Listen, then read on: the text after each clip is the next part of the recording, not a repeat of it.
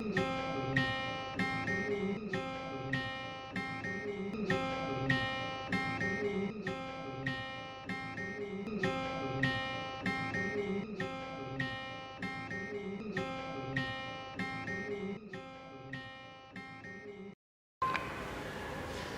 আলাইকুম। Bangladesh bank high school কর্তৃক আয়োজিত অনলাইন বিজ্ঞান ক্লাসে আমি তোমাদের স্বাগত জানাচ্ছি, ফাহমিদা খানম। আজকে আমরা আলোচনা করব সপ্তম অধ্যায় পৃথিবী ও মহাকর্ষ। তোমাদের সঙ্গে আজকে আমার প্রথম ক্লাস। আমি আশা করি তোমরা আমার ক্লাসটি খুব মনোযোগ দিয়ে দেখবে এবং বোঝার চেষ্টা করবে। তাহলে আমরা শুরু করি। পৃথিবী ও মহাকর্ষ। আমরা জানি যে কোনো বস্তুকে যদি আমি উপর দিকে ছুঁড়ে মারি, সেই বস্তুটা নিচের দিকে নেমে আসে। ধরো তুমি একটা বল খেলছো, বলটাকে তুমি উপর দিকে ছুঁড়ে মারছো, সেই বলটা উপর দিকে না গিয়ে কিছু দূর উপরে গিয়ে সেটা আবার নিচের দিকে নেমে আসছে। কেন আসছে? নিউটন যখন একদিন, আমরা আপেলের গল্পটা সবাই জানি, যে বিজ্ঞানী নিউটন একদিন আপেল গাছের নিচে বসে চিন্তা করছিলেন। তো একসময় একটা আপেল গাছ থেকে নিচে পড়ে গেলেন। তো আপেলটা নিচে পড়ে যাওয়াতে উনি চিন্তা করলেন যে আপেলটা উপরের দিকে না গিয়ে নিচের দিকে চলে আসলো কেন। এটা অ্যাকচুয়ালি পৃথিবীর একটা আকর্ষণ বল প্রতিটা বস্তুর উপর কাজ করে, যার জন্য প্রতিটা বস্তুকে যদি আমরা উপর দিকে ছুঁড়েও মারি, সেটা একসময় নিচের দিকে নেমে আসে। তো প্রথমে আমরা আজকে আলোচনা করব মহাকর্ষ, অভিকর্ষ ও অভিকর্ষজ ত্বরণ। মহাকর্ষ কাকে বলে? এই বিশ্বের যে কোনো দুটি বস্তুর মধ্যে যে আকর্ষণ, তাকে মহাকর্ষ বলে। পৃথিবীর প্রতিটা বস্তুকণা একটা অপরকে আকর্ষণ করছে, এই আকর্ষণটাকে বলা হচ্ছে মহাকর্ষ। এখন বিজ্ঞানী নিউটন এই মহাকর্ষের একটা সূত্র দিয়েছেন, যেটাকে নিউটনের মহাকর্ষ সূত্র বা মহাকর্ষ সূত্র নামে পরিচিত। ওই সূত্রে কি বলেছে? মহাবিশ্বের প্রতিটি বস্তুকণা একে অপরকে নিজের দিকে আকর্ষণ করে এবং এই আকর্ষণ বলের মান বস্তুকণা দ্বয়ের গুণফলের সমানুপাতিক এবং ভরের গুণফলের সমানুপাতিক এবং এদের দূরত্বের বর্গের ব্যস্তানুপাতিক, এবং এই বল বস্তুকণা দ্বয়ের সংযোজন সরলরেখা বরাবর ক্রিয়া করে। যদি আমি ব্যাখ্যা করি, মহাবিশ্বের প্রতিটি বস্তুকণা একে অপরকে নিজের দিকে আকর্ষণ করে এবং এই আকর্ষণ বলের মান বস্তুকণা দ্বয়ের ভরের গুণফলের সমানুপাতিক। তোমরা খেয়াল করো, বস্তুকণা দ্বয়ের ভরের গুণফলের সমানুপাতিক এবং এদের দূরত্বের বর্গের ব্যস্তানুপাতিক, এবং এই বল বস্তুকণা দ্বয়ের সংযোজন সরলরেখা বরাবর ক্রিয়া করে। আমি ছবিটা এঁকে তোমাদের বোঝানোর চেষ্টা করছি।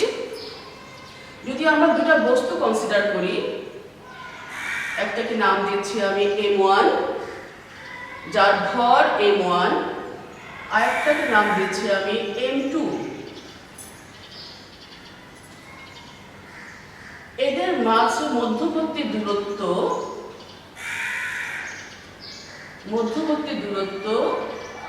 d, এবং একটি বস্তু, নিউটনের ল অনুযায়ী একটি বস্তু আরেকটি বস্তুকে আকর্ষণ করছে এবং এই আকর্ষণের যে বল, সেটাকে আমরা মেনশন করছি F দিয়ে।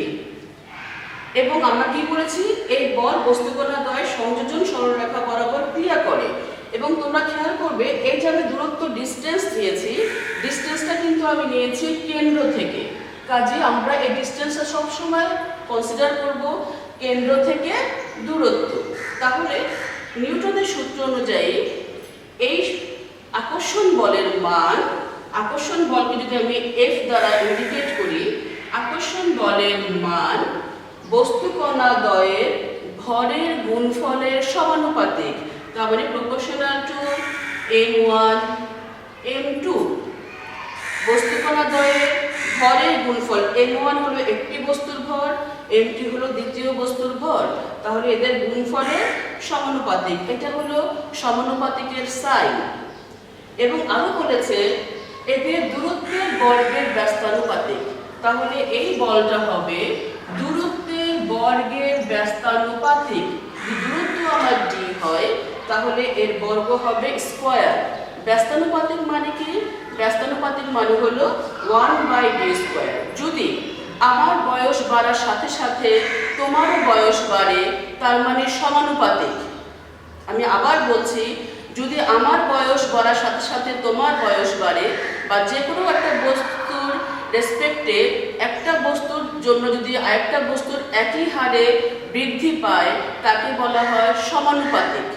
আর ব্যস্তানুপাতিক জাস্ট তার উল্টো। যদি আমার বয়স বাড়ার সঙ্গে সঙ্গে তোমার বয়স কমে যায়, তাহলে সেটা কি বলবো আমরা? ব্যস্তানুপাতিক। আমি আবার বলছি, দুটি বস্তুর মধ্যে যদি আমরা কনসিডার করি, যদি এরকম হয় একটার বাড়ছে এবং আরেকটার সঙ্গে একই হারে একটা কমছে, তাহলে সেটাকে বলবো আমরা ব্যস্তানুপাতিক। তাহলে সূত্র অনুযায়ী আমরা পেলাম বস্তুর মধ্যে যে আকর্ষণ বল, দুটি বস্তুর মধ্যে যে আকর্ষণ বল, ওই আকর্ষণ বলটি হবে ভরের গুণফলের সমানুপাতিক এবং দূরত্বের বর্গের ব্যস্তানুপাতিক। তাহলে আমি যদি ইকুয়েশন নাম্বার দিই 1 এবং 2, এই দুটো ইকুয়েশনকে যদি আমি একত্র করি, তাহলে আমি পাবো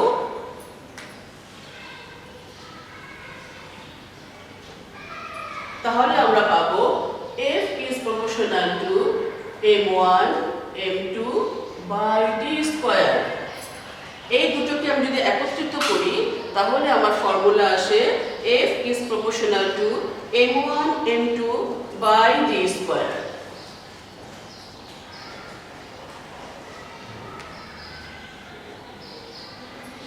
or F equals to G m1 m2 by d square। এই জিটা কোত্থেকে আসলো? এই জিটাকে বলা হয় সমানুপাতিক ধ্রুবক, বা একে বলা হয়, আরো বলা হয় সর্বজনীন মহাকর্ষীয় ধ্রুবক। জিকে বলা হয় সর্বজনীন মহাকর্ষীয় ধ্রুবক।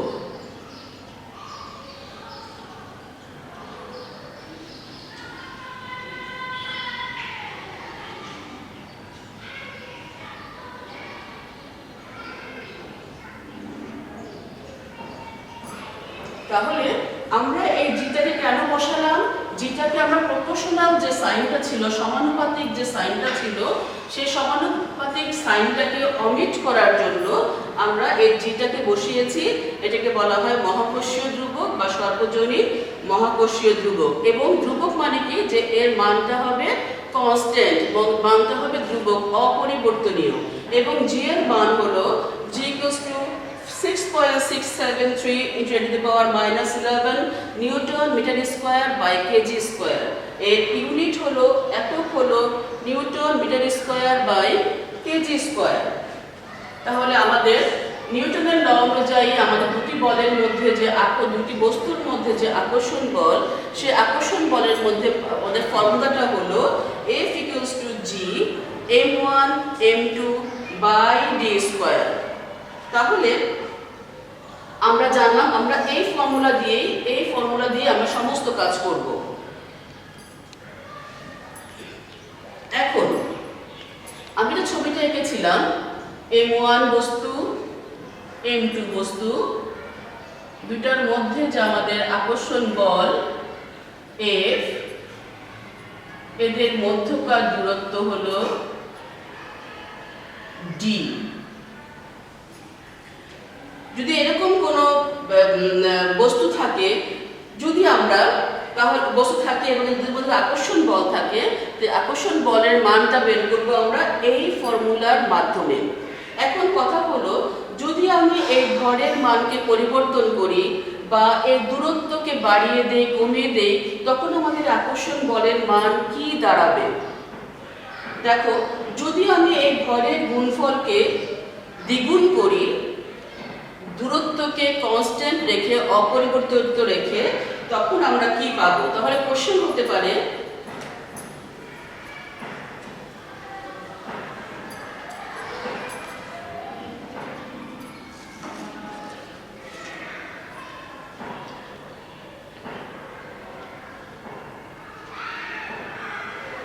দুটি বস্তুর মধ্যে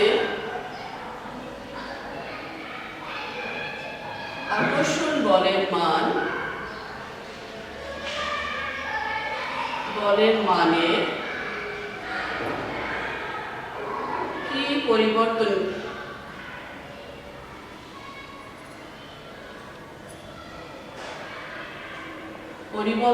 ঘটবে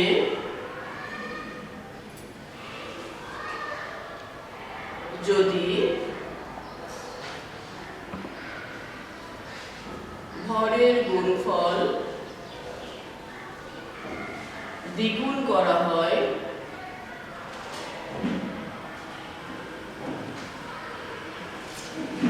দূরত্বকে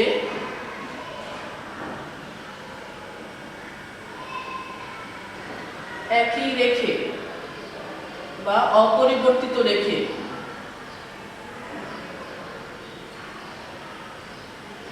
ভরের গুণফল দ্বিগুণ করা হয় দূরত্বকে অপরিবর্তিত রেখে। তাহলে নিউটনের সূত্র অনুযায়ী আমরা পাই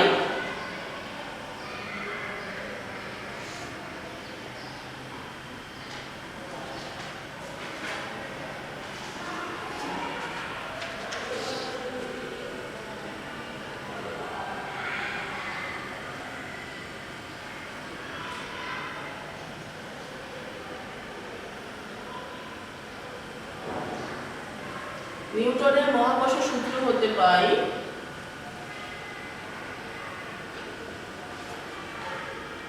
F equals to G m1 m2 by d square. এটা হলো আমাদের একদম ইনিশিয়াল ফর্মুলা। এখন আমরা বলেছি যে ভরের গুণফলকে দ্বিগুণ করব, দ্বিগুণ করে দিলাম। তাহলে পরিবর্তিত অবস্থায় আমাদের বলটাকে যদি আমি F প্রাইম ধরি, যদি এই পরিবর্তিত অবস্থায় বলের মানকে আমি F প্রাইম ধরি, তাহলে আমার ফর্মুলাটা দাঁড়াবে F prime equals to G, ভরের গুণফলকে আমি দ্বিগুণ করেছি ডিভাইডেড বাই d স্কয়ার। এটা আমাদের ফর্মুলা d স্কয়ার। যদি ক্যালকুলেশন করে আমরা কি পাবো, দুইটাকে বের করে ফেলি, G m1 m2 by d square. তোমরা খেয়াল করো এটার চেহারাটা কার মতো দেখতে? এটার চেহারা ঠিক একই রকম দেখতে যেটা আমরা প্রথমেই পেয়েছিলাম নিউটনের মহাকর্ষীয় ফর্মুলা থেকে, সূত্র থেকে, যে F equals to G m1 m2 by d square. তাহলে আমরা এটার পরিবর্তে F বসাতে পারি।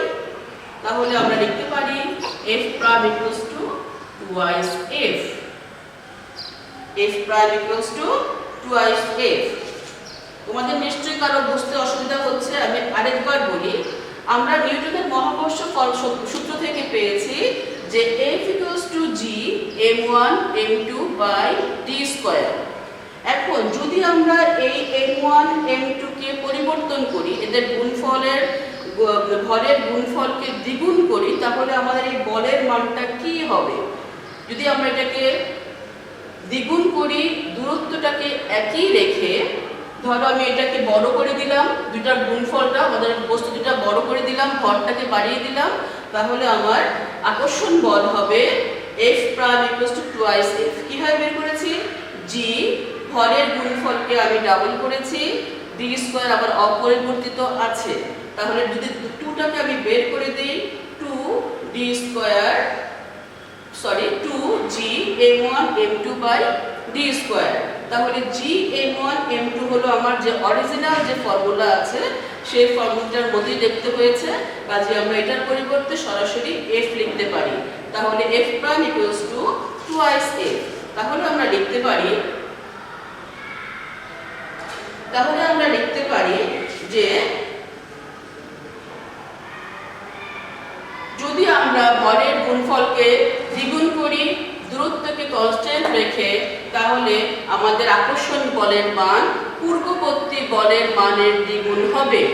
তাহলে কি হবে? আকর্ষণ বলের মান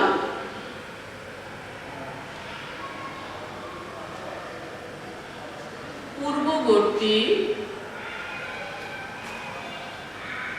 বলের মানের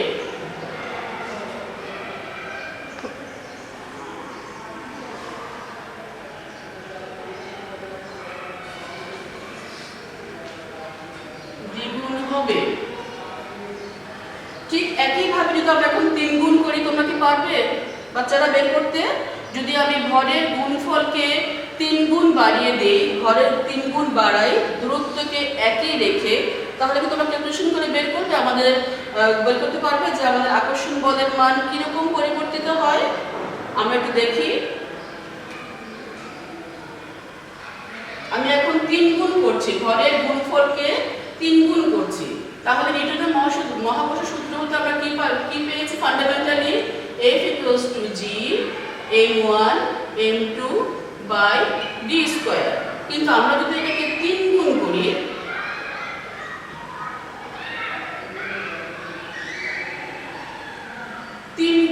তাহলে কি হবে, তার মানে যদি পরিবর্তিত অবস্থায় আমি এর বলের আকর্ষণ বলটাকে F প্রাইম ধরি, G এবং ভরের গুণফলকে আমি 3 গুণ করলাম 3 বাই d স্কয়ার হলো আমাদের ফর্মুলা d স্কয়ার। যদি আমি 3 কে বের করে নিয়ে আসি, 3 G m1 m2 by d square. দেখতে কার মতো হয়েছে বলো তো বাবা? এটা দেখতে ঠিক আমাদের অরিজিনাল যে ফোর্স ছিল, অরিজিনাল যে বল ছিল, সেই বলের সমান বলের মতো হয়েছে। তাহলে আমি লিখতে পারি এইটুকুর পরিবর্তে আমি F লিখতে পারি, এটা হলো আমাদের অরিজিনাল ফর্মুলা। তাহলে এটার পরিবর্তে আমরা লিখতে পারি F, তার মানে F prime equals two 3F, তার মানে F prime equals two 3F। তাহলে আমরা কি বলতে পারি, কি পরিবর্তন হয়েছে? আকর্ষণ বলের মান পূর্ববর্তী বলের মানে 3 গুণ হবে। আকর্ষণ বলের মান পূর্ববর্তী বলের মানে 3 গুণ হবে। এখন তোমরা বলতে পারো, মিস আমরা তো খালি ভরকে চেঞ্জ করছি, দূরত্বকে তো চেঞ্জ করছি না। দূরত্বকে চেঞ্জ করলে কি হবে? ধরো যে আমি যদি একই ছবিটাকে রাখি m1 m2, জাস্ট দূরত্বটাকে আমি দ্বিগুণ করে দিই, আমি একটা বস্তুকে আরেকটা বস্তুর থেকে দ্বিগুণ দূরত্বে যদি স্থাপন করি, যেটুকু ছিল তার থেকে আরো বেশি দূরত্বে স্থাপন করি, তাহলে কি হবে? তার মানে আমি এই দূরত্বটা ছিল আমার d, আমি এই দূরত্বটাকে বাড়িয়ে করেছি 2 গুণ। খেয়াল করো, যদি আমি একটা বস্তুকে আরেকটা বস্তু থেকে দূরে সরিয়ে দেই এবং আগে যে ডিসটেন্সে ছিল সেই ডিসটেন্সের থেকে একে আমি ডাবল দূরত্বে নিয়ে যাই, তাহলে আমাদের বলের মানের কি পরিবর্তন হবে? আকর্ষণ বলের মান কি পরিবর্তন হবে?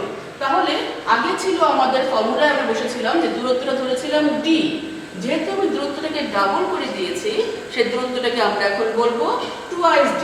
তারপর আমরা দেখব যে আমাদের এই আকর্ষণ বলের মান কি পরিবর্তন হয়। তাহলে আমি যদি এখানে প্রশ্নটা পরিবর্তন করি,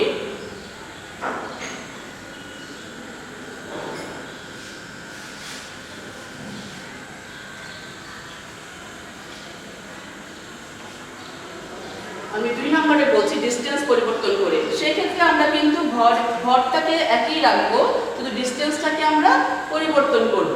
তাহলে দুটি বস্তুর মধ্যে আকর্ষণ বলের মানের কি পরিবর্তন ঘটবে যদি ভরের গুণফলকে একই রেখে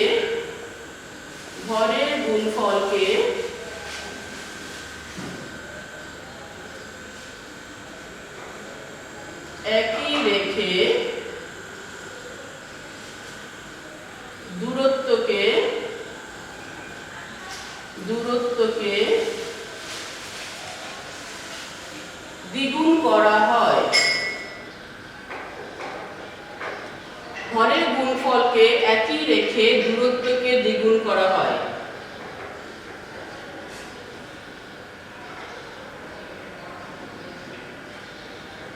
তাহলে ছবিতে খেয়াল করো, আমার এখানে ভর হলো m1, দ্বিতীয় বস্তুর ভর হলো m2, দুইটি বস্তুর মধ্যকার দূরত্ব রেখেছি আমি 2d, আগে ছিল আমার d, এটাকে আমি ডাবল দূরত্বে নিয়ে গিয়ে 2d, এদের মধ্যে আকর্ষণ বল হলো আমার F।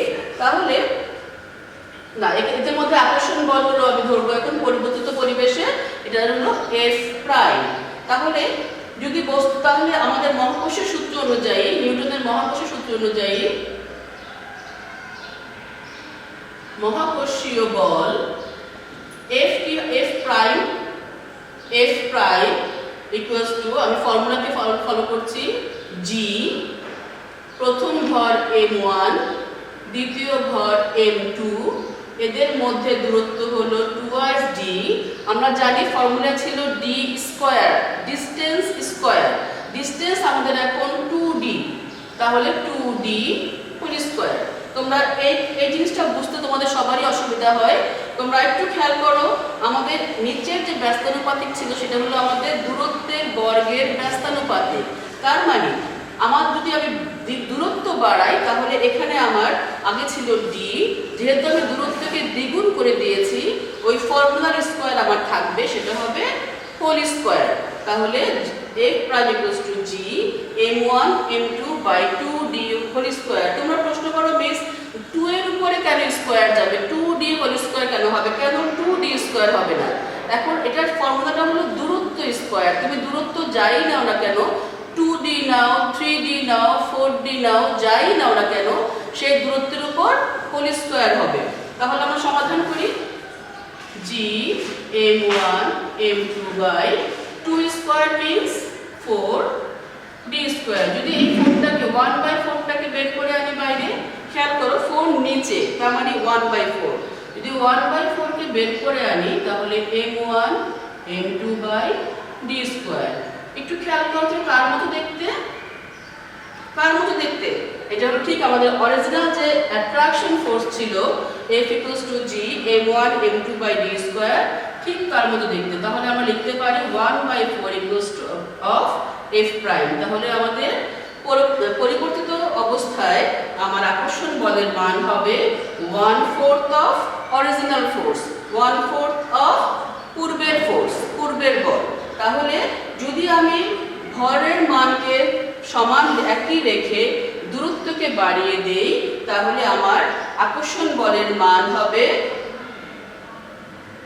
পূর্বের বলের মানের 1/4, পূর্বের বলের মানের 1/4। এখন তুমি যদি 3 গুণ করো তখন কি হবে? ঠিক আমাদের 3d হোল স্কয়ার হবে। তখন আবার কি আসবে করব, করে দেখাবো বাবারা। আচ্ছা, যদি আমি এটাকে আরো দূরত্বে নিয়ে যাই, এটাকে যদি আমি দূরত্ব ধরি 3d ধরি, তখন কি হবে? দ্বিগুণের জায়গায় যদি আমি 3 গুণ করি, 3 গুণ করি তাহলে কি হবে? আমার এই 2d এর জায়গায় আমি বসাবো 3d, এখানে 3 3 9, 9d স্কয়ার, 1/4 এর জায়গায় আসবে 1/9, তাহলে 1/9f। তাহলে আমাদের কি হবে? পরিবর্তিত পরিবেশে, পরিবর্তিত অবস্থায় আকর্ষণ বলের মান হবে পূর্বের মানের 1/9। তাহলে এইভাবে তোমরা যে কোনো দূরত্বে নিয়ে যে কোনো ভরের মানের পরিবর্তন করে তোমরা দুটির মধ্যে আকর্ষণ বল বের করতে পারো। তাহলে তোমরা এই থেকে খেয়াল করো যে যদি আমরা ফর্মুলাটা অরিজিনাল ফর্মুলাটা লিখি F equals to G m1 m2 by d square, এই ফর্মুলা থেকে খেয়াল করো যে যদি আমাদের F is proportional to মানে F উপরে m1 m2 উপরে, তার মানে যদি আমি ভরকে বাড়াই, যদি আমি কোনো বস্তুকে ছোট বস্তু থেকে বড় বস্তু নেই, আরো বড় বস্তু নেই, তাহলে বস্তুর যদি ভর আমরা বৃদ্ধি করি ফোর্স অফ অ্যাট্রাকশন বৃদ্ধি পাবে। আর যেহেতু d স্কয়ার দূরত্বটা হলো ব্যস্তানুপাতিক, কাজে যত বেশি দূরত্বে আমরা যাই তাহলে কি হবে? আমাদের ফোর্স অফ অ্যাট্রাকশন কমে যাবে। আমি তোমাদের আগেই বলেছি ব্যস্তানুপাতিক মানে একটা বাড়লে আরেকটা কমবে। তো আমার দুটো বস্তুকে যদি আমি কাছাকাছি রাখি, তার মধ্যে যদি আমার এই ক্যাপটা আর মার্কারটাকে আমি দুটাকে কাছাকাছি রাখি, এটার মধ্যে যে আকর্ষণ বল থাকবে এটা যদি আমি দূরত্বে নিয়ে যাই, দূরে নিয়ে যাই, তাহলে অবশ্যই এর আকর্ষণ বলের মান কমে যাবে। দেখো আমি কিন্তু বস্তু দুটোর ভর একই রেখেছি, একই দুটো বস্তু আছে, শুধু ডিস্টেন্সের পরিবর্তনের জন্য আমার আকর্ষণ বলের মান পরিবর্তন হয়ে যাচ্ছে। এটা হলো আমাদের নিউটনের মহাকর্ষ সূত্র।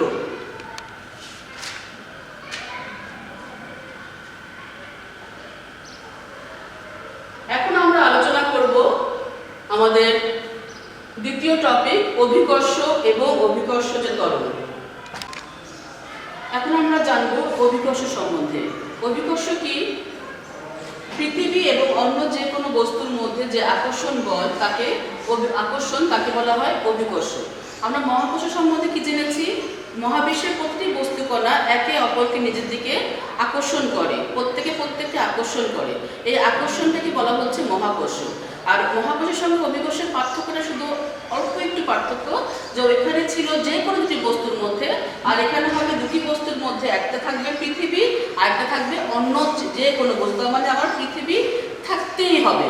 এখন যদি আমি পৃথিবীর ভর, যেহেতু পৃথিবী একটা অনেক বড় জিনিস, যদি পৃথিবীর ভরকে আমি ক্যাপিটাল এম দ্বারা ইন্ডিকেট করি এবং আরেকটি বড় বস্তুর ভরকে আমি স্মল এম দিয়ে ইন্ডিকেট করি, দুটি বস্তুর মধ্যে যদি দূরত্ব দেখি আমি ডি এবং এদের মধ্যে আকর্ষণ বল যদি আমি লিখি এফ, তাহলে নিউটনের মহাকর্ষ সূত্র অনুযায়ী আমরা পাচ্ছি, নিউটনস ল অনুযায়ী পাচ্ছি, এদের মধ্যে আকর্ষণ বলের পরিমাণ হবে F equals to G, capital M small m, এক বস্তু পৃথিবীর ভর অন্য আরেকটি বস্তুর ভর ডিভাইডেড বাই এদের মধ্যে দূরত্বের হোল স্কয়ার। তাহলে আমরা পাচ্ছি F equals to G m1 m2 m small m capital M divided by d square. এখন অভিকর্ষজ ত্বরণ। অভিকর্ষ ত্বরণ কি? তুমি যখন বল খেলো বা অন্য কোনো খেলাধুলা করো, তুমি দেখবে কোনো একটা বস্তুকে উপর দিকে যখন ছুঁড়ে মারো, এটা যখন নিচের দিকে পড়ে যায় তখন তার বেগটা কখন বৃদ্ধি পায়? আমরা নিউটনের ল থেকে পেয়েছি যে দূরত্ব যত বেশি হবে আমার আকর্ষণ বল তত কম হবে। তাহলে আমি যদি আমার মার্কারটাকে এই ডিস্টেন্স থেকে ফেলি, তাহলে পৃথিবীর সঙ্গে আমার এই মার্কারের যে আকর্ষণ বল হবে, আমি যদি এটাকে আর পৃথিবীর কাছ থেকে ফেলি, তাহলে এর দুটোর মধ্যে আকর্ষণ বল আরও বেশি হবে। এই যে আকর্ষণ বল, পৃথিবীর যে বলে একটা বস্তুকে পৃথিবীর দিকে টেনে নিয়ে যায়, মার্কারটা যে আমি উপরে ছুঁড়েছিলাম, এটা তো উপরে যেতেই পারতো, না গিয়ে সে কি করলো, একটা স্টেজে গিয়ে নিচের দিকে নেমে আসলো। এই যে পৃথিবী তাকে কেন সে নিচের দিকে নামলো? কারণ পৃথিবী তাকে আকর্ষণ করছে তার কেন্দ্রের দিকে, এজন্য এটা নিচের দিকে নেমে আসছে। এটাই হলো আমাদের অভিকর্ষজ ত্বরণ। তাহলে অভিকর্ষ ত্বরণ কাকে বলে? অভিকর্ষ বলের প্রভাবে ভূপৃষ্ঠে মুক্তভাবে পরন্ত কোনো বস্তুর বেগ বৃদ্ধির হারকে অভিকর্ষ ত্বরণ বলে।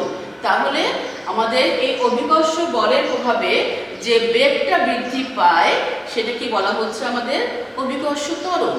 এই অভিকর্ষ ত্বরণকে আমরা কি দিয়ে ইন্ডিকেট করি? একে আমরা স্মল জি লেটার দিয়ে ইন্ডিকেট করি। এর ইউনিট কি? এর একক কি? এর একক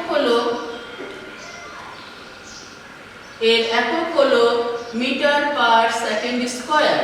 তাহলে একে আমরা জি দিয়ে ইন্ডিকেট করছি এবং এর একক হলো মিটার পার সেকেন্ড স্কয়ার। এবং এই যে অভিকর্ষজ ত্বরণ, এটা একটা কনস্ট্যান্ট ভ্যালু আছে। কনস্ট্যান্ট ভ্যালুটা কত?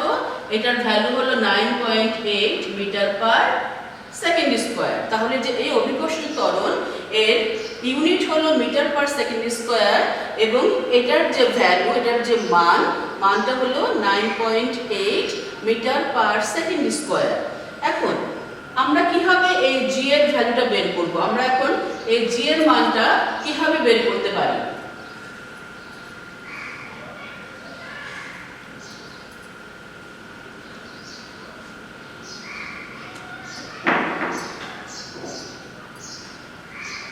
আমাদের এখন প্রশ্ন হলো, প্রমাণ করো যে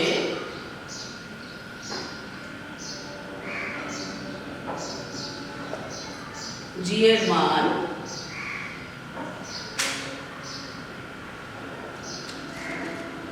বস্তু নিরপেক্ষ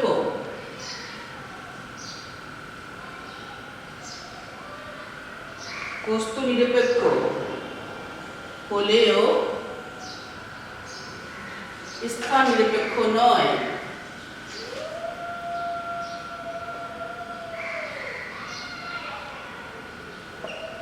প্রমাণ করো যে জি এর মান বস্তু নিরপেক্ষ হলেও স্থান নিরপেক্ষ নয়। আচ্ছা, এটার সমাধান কি? মনে করি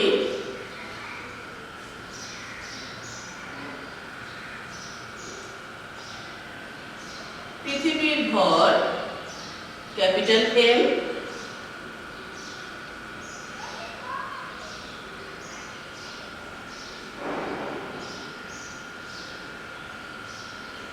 পৃষ্ঠে অবস্থিত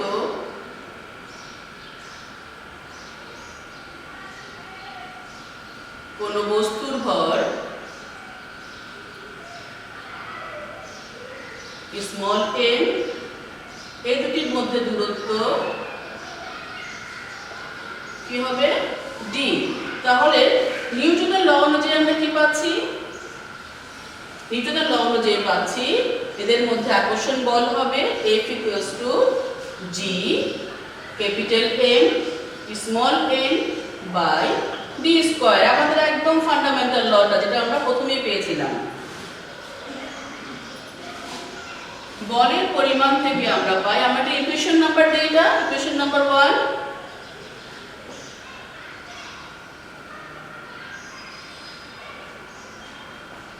ভরের পরিমাণ থেকে পাই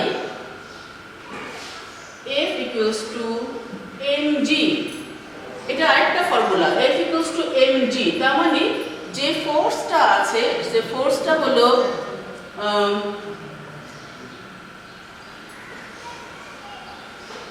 সেই ফোর্সটা হলো ভর এবং অভিকর্ষজ ত্বরণের গুণফল।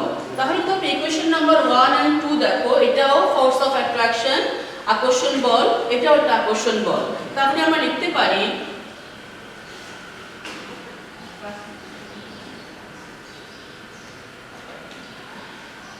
ওয়ান এবং 2 থেকে আমরা লিখতে পারি mg = Gmn/d স্কয়ার। আমরা জানি ইকুয়ালসের দুই পাশে যদি একই ধরনের কোনো টার্ম থাকে সেটাকে আমরা অমিট করতে পারি। তার মানে এই দুটো যদি আমরা বাদ দিই তাহলে থাকবে G = Gm/d স্কয়ার। তাহলে আমরা পেলাম আমাদের অভিকর্ষজ ত্বরণ G = G capital M/d square. খেয়াল করো এখানে আছে আমার ধ্রুব সংখ্যা G, মহাকর্ষীয় ধ্রুবক, আছে পৃথিবীর ভর যেটা কিনা কনস্ট্যান্ট টার্ম, আর d হলো আমার পৃথিবী থেকে ওই বস্তুর দূরত্ব, সেটাও আমাদের কি, আমরা যে দূরত্ব নিব সেটাই আমাদের দূরত্ব। তাহলে g এর ভ্যালু কার উপর ডিপেন্ড করে? g এর ভ্যালু শুধুমাত্র এই ডিসটেন্সের উপর ডিপেন্ড করে। তার মানে এইটাও কনস্ট্যান্ট, পৃথিবীর ভরও কনস্ট্যান্ট। তার মানে যদি d এর মান আমরা কমাই তাহলে g এর মান বাড়বে, যদি d এর মান আমরা বাড়াই তাহলে g এর মান কমবে। কেন? কারণ এটা ব্যস্তানুপাতিক, 1/d স্কয়ার। দূরত্ব বাড়লে g কমবে, দূরত্ব কমলে g কমবে। তাহলে আমরা ঠিক এইভাবে g এর ভ্যালুটা বের করতে পারবো এই ফর্মুলার মাধ্যমে, G = Gm/d স্কয়ার। এখন তোমরা দেখো g এর ভ্যালুটা আমাদের কেন, আমাদের এই দূরত্বটা কেন বাড়বে কমবে, দূরত্ব কেন বাড়বে কমবে? আমি যদি পৃথিবীর সারফেসটা চিন্তা করি, আমরা জানি পৃথিবীর শেপটা কিরকম, একটা কমলা লেবুর মতো। তাহলে একটা বস্তু যদি এখানে থাকে, একটা হলো আমাদের মেরু অঞ্চল, একটা হলো আমাদের বিষুব অঞ্চল। তাহলে যে বস্তু, আমি কিটা বলবো মেরু অঞ্চল, আর এটা হলো আমার বিষুব অঞ্চল।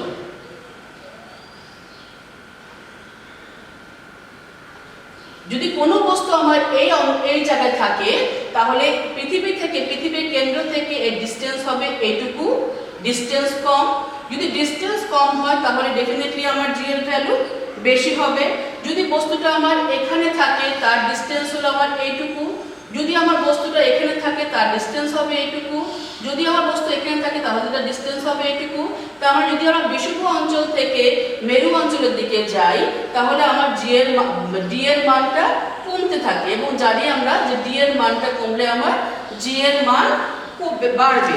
সেইভাবে আমাদের এই মেরু অঞ্চলের g এর ভ্যালুটা হলো, মেরু অঞ্চলের g এর ভ্যালু হলো 9.83 মিটার/সেকেন্ড স্কয়ার, আর বিষুব অঞ্চলে আমার g এর মান হলো 9.78 মিটার/সেকেন্ড স্কয়ার। এই সমস্যা দূর করার জন্য, এই সমস্যাটাকে মিনিমাইজ করার জন্য আমরা একটা কি বলবো এটাকে, আমরা একটা আদর্শ মান ধরি। সেই আদর্শ মানে আমরা g এর ভ্যালু লিখি G = 9.8 মিটার/সেকেন্ড স্কয়ার। তাহলে g এর আদর্শ মান আমরা ব্যবহার করব 9.8 মিটার পার সেকেন্ড স্কোয়ার। আমি আরেকবার বলছি, পৃথিবী যেহেতু সম্পূর্ণ গোল নয়, কমলা লেবুর মতো চ্যাপ্টা, কাজে যে অঞ্চল মেরু অঞ্চলে পৃথিবী থেকে তার দূরত্ব কম, কিন্তু বিষুব অঞ্চলে দূরত্ব বেশি। সেজন্য যেখানে দূরত্ব বেশি সেখানে জি এর মান কম হবে, যেখানে দূরত্ব কম সেখানে জি এর মান বেশি হবে, যেহেতু ব্যস্তানুপাতে। কাজে জি এর মানটা আমাদের ভ্যারি করে কেন? আমাদের যেহেতু এটা সম্পূর্ণ গোল না। মেরু অঞ্চলে আমাদের জি এর মান 9.83 মিটার পার সেকেন্ড স্কোয়ার, আর বিষুব অঞ্চলে জি এর মান 9.78 মিটার পার সেকেন্ড স্কোয়ার। এই সমস্যাটাকে কমানোর জন্য আমরা একটা আদর্শ মান ব্যবহার করি। আমরা কোন মান ব্যবহার করব অঙ্ক করতে গেলে? আমরা ব্যবহার করব 9.8 মিটার পার সেকেন্ড স্কোয়ার।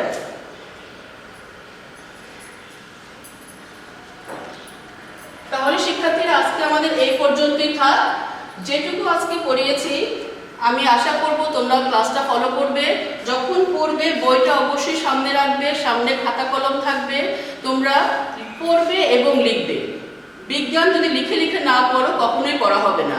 আর যেটুকু চ্যাপ্টার পড়িয়েছি আজকে, মহাকর্ষ, অভিকর্ষ, তোমরা এটাকে 3বার রিডিং পড়বে। রিডিং পড়ে আমার ক্লাসটা ফলো করবে। তারপরে যদি তোমাদের কোনো ধরনের কনফিউশন থাকে তোমরা অবশ্যই আমাকে ইনবক্সে জানাবে।